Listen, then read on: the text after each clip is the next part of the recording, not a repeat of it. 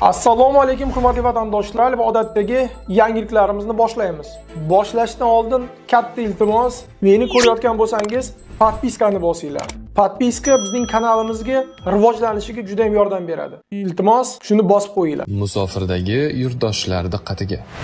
Registratsiya, трудовой договор, продление документа, рассрочка hujjatlarini qilish kerak bo'lsa, unda aynan bizning 6 yillik tajribaga ega o'z vatandoshlari uchun eng halol va ishonchli xizmatlar endi aynan siz uchun. Yuqoridagi xizmatlar sizga kerak bo'lsa, hoziroq bizning quyidagi raqamlarimizga qo'ng'iroq qiling.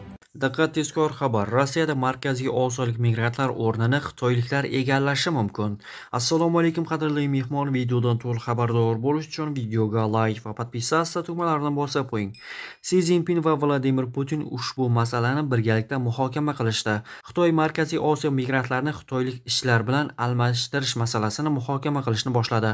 Bu mavzu ikki davlat rahbarlari Si Zinpin va Vladimir Putin tomonidan ko'rib chiqildi, deb yozadi Bloknot nashri.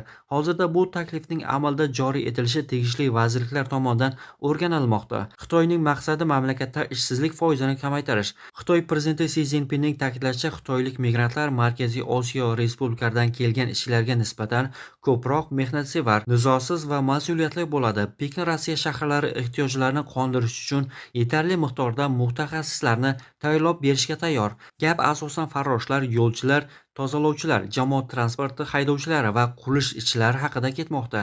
Xitoyning maqsadi bunday hamkorlik natijasida yuqori darajadagi ishsizlikni kamaytirish.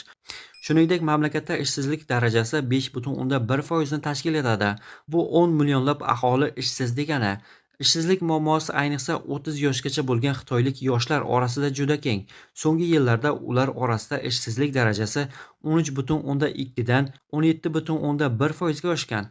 Xususan, Xitoyning ayrim hududlarida o'rtacha oylik $250 atrofida. Rossiyada esa migrantlar o'rtacha 150 ming rubl ishlab topmoqda. Bu xitoyliklar uchun juda manfaatli imkoniyatdir, deyiladi nashrning maqolasida.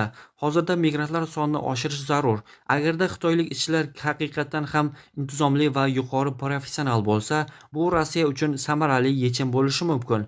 Chunki biznes sektori o'sish uchun migrantlar sonini oshirish zarurligi ta'kidlanmoqda. Ammo rus jamiyati muhojirlarning ommaviy kelishiga qarshi. Avvalroq xitoyliklarning taklifiga o'xshash Shimoliy Koreya tomonidan ham aytilgan edi. Iqtisodchi Ilyos Zaripov Rossiya va Shimoliy Koreya o'rtasidagi 2007-yilgi mehnat migratsiya shartnomasini qayta tiklashni va ishchilar kvotasini oshirishni taklif qilgan. Biroq bu variant hozircha oliy darajada muhokama qilinmagan.